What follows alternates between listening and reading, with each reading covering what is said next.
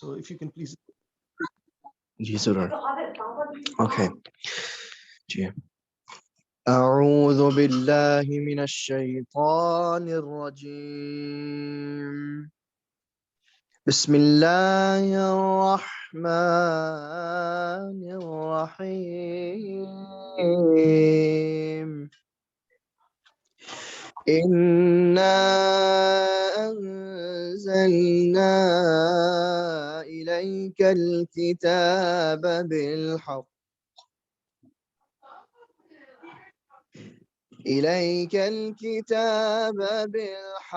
لتحكم بين الناس بما أراك الله ولا تكن للخائنين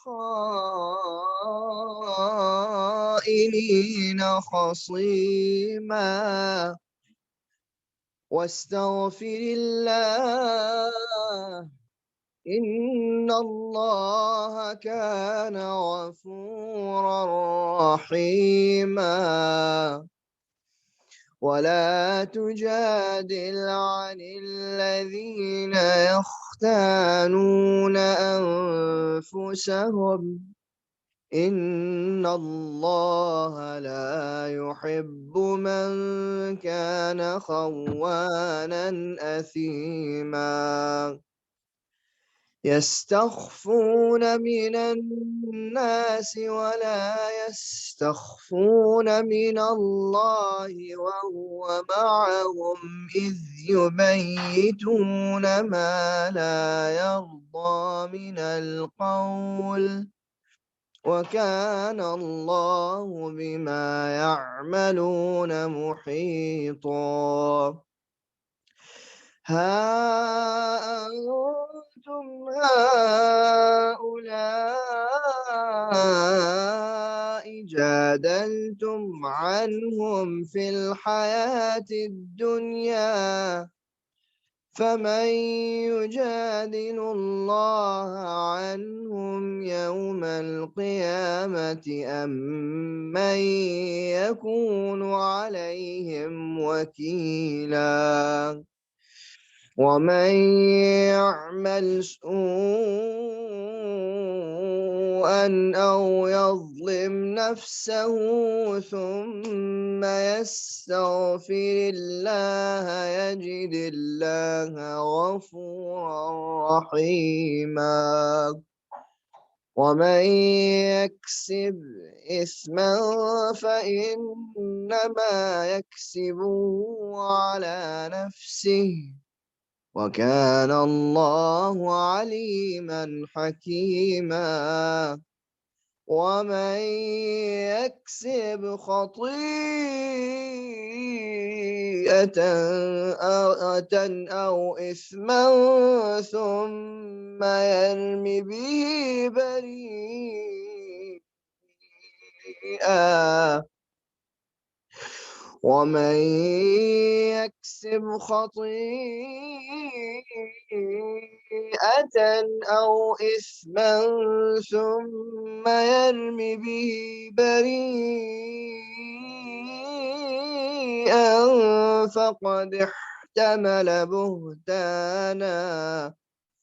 فقد احتمل بهتانا وإثما مبينا صدق الله مولانا العظيم وبلغ رسوله النبي الكريم صلى الله عليه وآله وسلم. Jazakallah Faiz. MashaAllah, very beautiful recitation. Allah give you a lot of ajr for that. Hereafter. And the chapter today we are going to study that deals with the justice system and what is the concept of justice in Islam and what are the ingredients of justice in Islam. So the basic concept or the basic ingredient of justice in Islam is equality. Like, apply the law of the Quran and law of the Islam equally, regardless of race, religion, and financial status, only then it will be considered.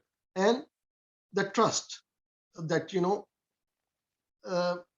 Karim Sallallahu Alaihi Wasallam, before even he declared his prophethood at the age of 40, the people of Makkah had given him title of Sadiq and Amin, the truthful and trustworthy. So these are also the ingredients. The truthfulness and trustworthiness are the ingredients of justice system. And that's the reason, even before he declared his prophethood, like if there were any trade disputes, any kind of arguments between two varying parties, they will resort to Nabi Karim Sallallahu Alaihi Wasallam and request him to resolve the issues between them. So when after revelation of Quran, just like in the first ayat, Bismillahir Rahmanir Rahim, Inna anzalna ilaykal kitaba bil haqqi litahkumu bayna an-nas bima araka Allah. So Allah subhanahu wa ta'ala revealed this book with truth, so you can judge between them and provide justice to the living. And Allah subhanahu wa ta'ala saying that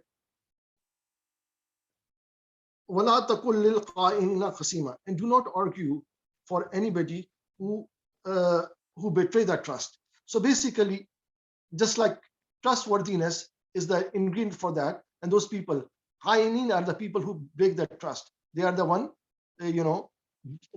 So this is something that is a reflection in today's justice system, that any lawyer, you can pay him the lawyer fees or the money, and he will argue for a person.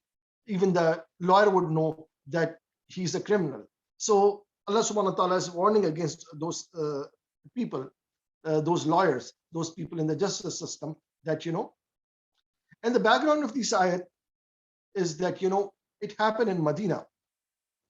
In Medina, one of the person who was a munafiq, what he did, he stole something, and what he did, the stolen goods, he hid it in a house of a Jew, and he thought that since he's declaring that he's Muslim, and he would hid something in the Jew's house, and this how he can win the favor, he can hide his crime. But that did not happen. Allah subhanahu wa ta'ala revealed his crime, and he was justly dealt.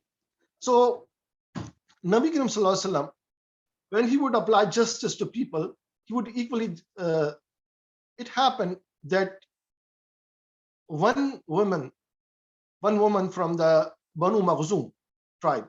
Banu Makhzum was a sub-tribe of Quraysh, and it was one of the wealthiest clan within Quraysh. So her name was also Fatima. So Fatima Makhzum. So what she did, she stole something, and when she stole, it was a time that Banu Makhzum, they had a lot of pride in that. So what they did, they thought that it will be a very humiliating thing for Quraysh, that their name will be tarnished, that one of their women had stolen. So what they did, they see that one of the most beloved person of Nabi Karim Sallallahu Alaihi Wasallam was Osama bin Zaid. Hazrat Zaid was the adopted son of Nabi Karim Sallallahu Alaihi Wasallam, and his son was Osama bin Zaid. So these people, they say that Islam has newly come to Makkah, so they pleaded with Osama bin Zaid, go intercede or recommend that do not apply this punishment to this woman. The punishment for stealing was amputation of the hand. So when Osama bin Zaid, he went and approached Nabi Karim Sallallahu Alaihi Wasallam and said that all the people are in an argument that Islam has recently come to Makkah, and this punishment for that woman will be a serious blow to the image of Quraysh and all that. So Nabi Karim Sallallahu Alaihi Wasallam show a jalal that to Osama, that you want to recommend pardoning for a decree that has been come from Allah subhanahu wa ta'ala. He said, by Allah, even if Fatima bint Muhammad, if she would have stolen, she would have got the same punishment. So he would apply equally. And he mentioned that in the previous nations, they became astray because if anybody, any nobility from them would commit a crime, they will show leniency. And if the poor person from that will commit a crime, they will harshly deal with him. Not only Nabi Sallallahu Alaihi Wasallam applied justice equally, but he had sense of fairness in his life. It was in one of the battle, there was a shortage of beast of burdens or the camels. So 3 people had to share one camel, and they will take turns in riding. So Nabi Sallallahu Alaihi Wasallam got a camel. He was sharing it with Hazrat Ali and another Sahabi. So out of respect and love, Sayyidina Ali, when his turn would come, Nabi Sallallahu Alaihi Wasallam to walk instead of riding. So Hazrat Ali will request that, you continue riding. So Nabi Sallallahu Alaihi Wasallam refused to do that. He took his share with other Sahabi and all that. So they all took equal turn and all that. So he is the reason for the creation of the whole universe. But, he would show ultimate sense of justice and equality in his life. One day, what happened? Nabi Sallallahu Alaihi Wasallam went on a journey, and the 2 another Sahabis were with him. And it was a time for to eat. So one of the Sahabis said that, I will kill an animal, a lamb, and, prepare the meat. So another Sahabi said that, okay, I will cook the meal for him. So Nabi Sallallahu Alaihi Wasallam said that, okay, I will go and collect the firewood. So those 2 Sahabis said, no, you do not have to do that. We will do it everything. But Nabi Sallallahu Alaihi Wasallam, he said, no, I do not like myself to be, above other people. And he went and collected the wood from firewood for the cooking. Not only it is a fact that some people do not know that, but in American Supreme Court, there's a statue. There's a statue of Nabi Sallallahu Alaihi Wasallam that was erected in 1930s to honor Nabi Sallallahu Alaihi Wasallam as one of the greatest lawgiver. So Muslims object to that we in our religion, we do not believe in idol worshipping. So in 1935, I believe, or 36, so the Supreme Court, of United States said that, it is not a statue of Nabi Sallallahu Alaihi Wasallam, but rather just to honor him as a lawgiver. And internationally, his sense of his concept of his position as a lawgiver and a judge has been universally accepted. When India got independence from British, so Jawaharlal Nehru, when he instructed his ministers and governors, his cabinet leader, so they asked for the instruction how we should rule, how we should conduct the business of the state. So Jawaharlal Nehru said that, run the business of the state just like Abu Bakr Siddiq and Umar Farooq. Because Nabi Sallallahu Alaihi Wasallam, not only he applied justice, but those Khilafat Rashida, they would also practice the basically the justice rules that were applied. In Hazrat Umar Farooq time, what happened? He had appointed a governor named Umar bin As or Umar bin As as the governor of Egypt. So he had a son, and Umar bin As, his son, what he did, he arranged something with one of the non-Muslim, a Christian slave, that, let's have a horse race and whoever win, so Amr bin As' son and this Christian slave, they had a race of a horse, but in which this Christian slave, he won the race. And what happened? Amr bin As' son, he was so much annoyed that he took out a stick and beat this Christian slave. So this Christian slave, he came all the way from Egypt to Hazrat Umar Farooq, and Hazrat Umar Farooq heard him, and he summoned uh, Amr bin As and his son all the way to Medina. And when it happened that Amr bin As and his son came to Medina, so Hazrat Umar Farooq gave this stick to this Christian slave and say that, here is your turn. You can avenge what happened to it. So this Christian slave boy, he beat Amr ibn As' son till he feel that, I've I've got my revenge, or I've got my justice. So that was a sense of justice that Hazrat Umar Farooq had. Again, was taught by Nabi Karim Sallallahu Alaihi Wasallam. There's another incident that one of the son of Hazrat Umar Farooq, he went abroad, and when he came back, he was all riches. He had all kind of money. So Hazrat Umar Farooq asked him that where did you get this money from? He said that, I started a business, and that business was very lucrative. So he said, where would you get the investment money from to start this business? He said that I borrowed it from the governor of Basra. So he said that he summoned governor of Basra, and he asked Hazrat Umar Farooq that, did you have enough money to give the loan to start business to all the people in your area? So he said no. So why would you give it to my son? So he told his son to return all the money to Baitul Mal. So when he returned the original money, he said, no, return everything, all the profits you have made, because you made this profit because you had borrowed money from the treasury and all of that. So that was his sense of justice. It happened also in Sayyidina Ali time that one of the Jewish person stole his armor. So when he found out that he had stolen, so he took him to the court, or the Qazi, and Qazi asked for a witness that, what is the proof that this is your armor? So he brought one of his son, either Imam Hassan or Imam Hussein, who there are many hadiths regarding these Hasnan, Imam Hassan.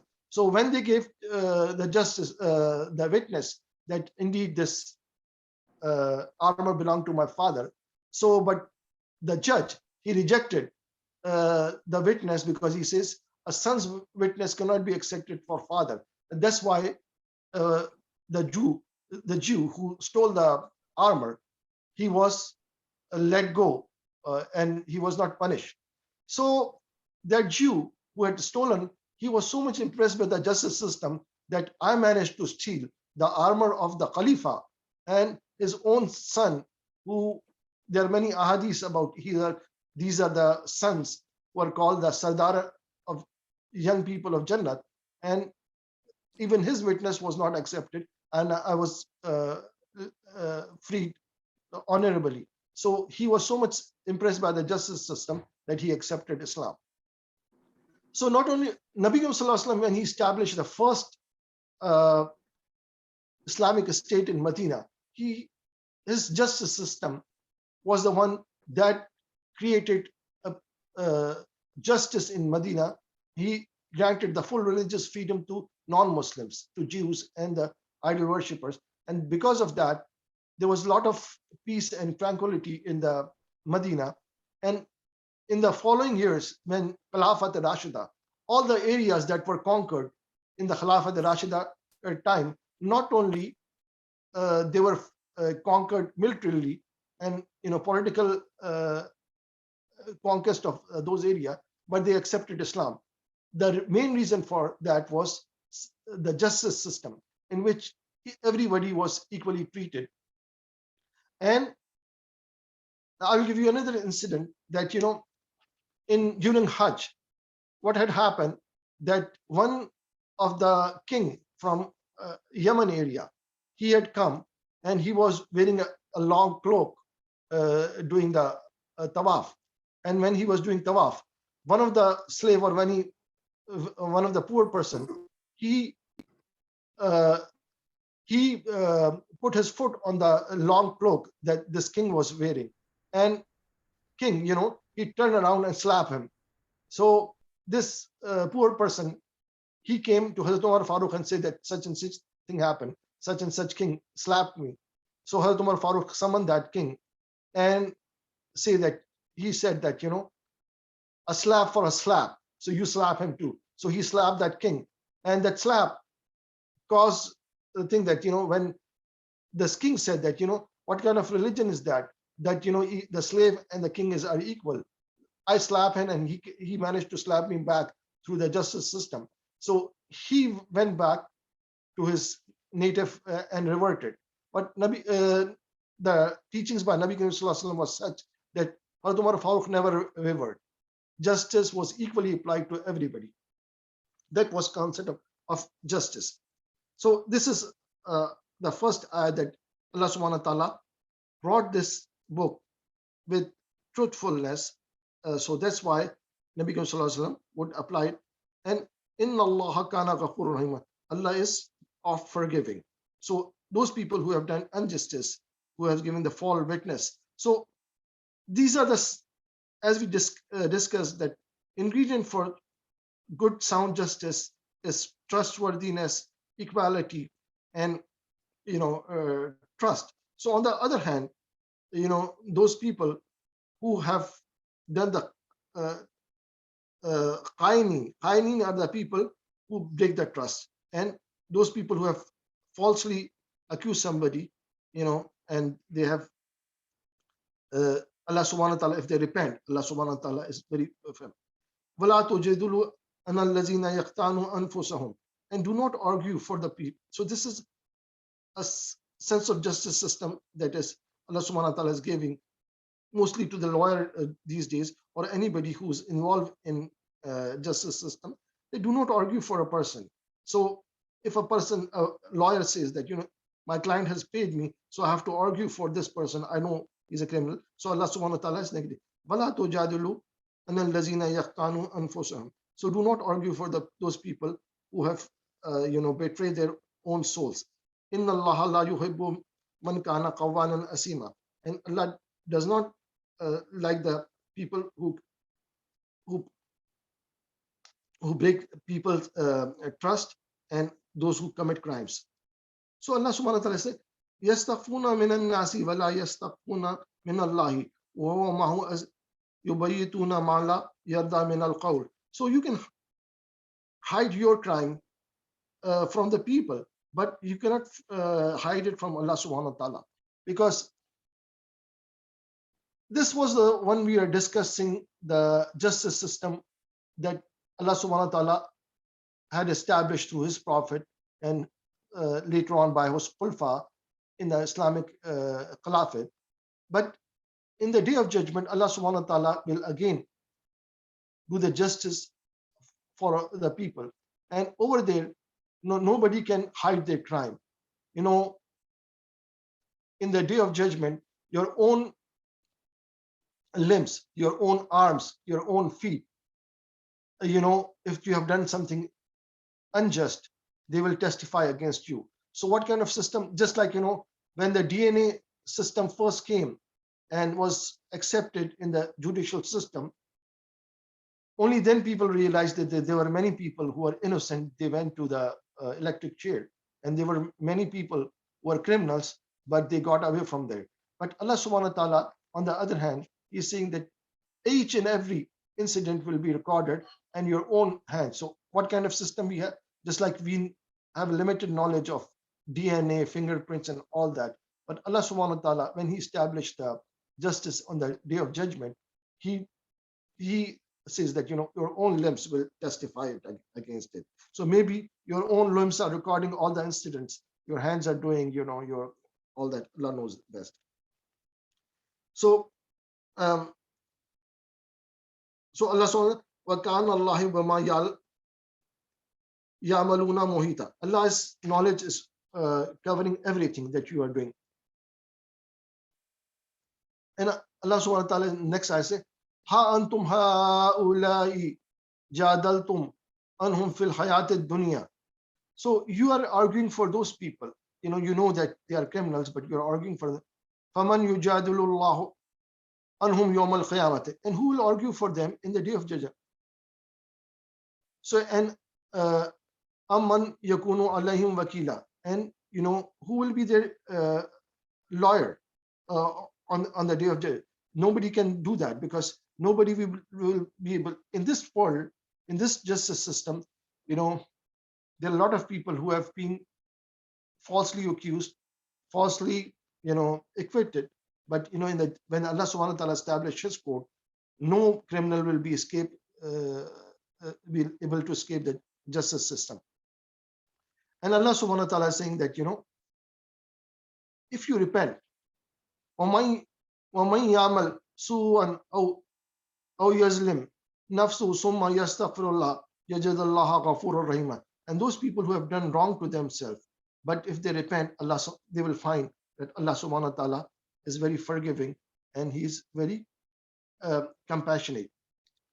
And whoever does the crime, وَمَنْ يَكْسِبُ إِثْمًا فَإِنَّمَا يَكْسِبُهُ عَلَى نَفْسِهِ وَكَانَ اللَّهُ عَلِيمًا حَكِيمًا. And whoever does the injustice, any crime, so the burden of that will be on himself. And وَمَنْ يَكْسِبُ خَطِيئَةً أَوْ إِثْمًا يَوْمَ بَرِيٍّ. So, and then anybody who does any crime and then accuse anybody else of those, and he does the buhtan. Buhtan means falsely accusation of them, and he's indeed doing the great injustice, and he's doing the great sin for that.